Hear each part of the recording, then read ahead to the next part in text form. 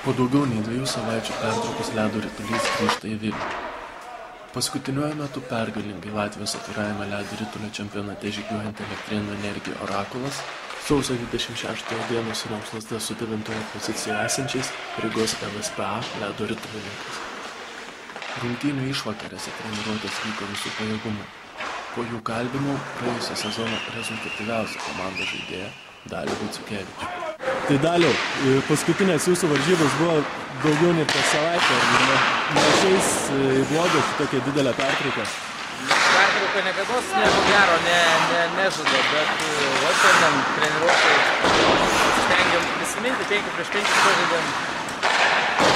Jie irgi turbūt varžybų neturėjo, kaip mes. Aš irgi manau, kad pertrauka pas juos buvo. Komandos apylygės, dėl to jie ir kovoja dantis į dantį. Mūsų komanda dabar sustiprėjusi, tai aš manau, kad turėtume parodyti savo dantis jiems.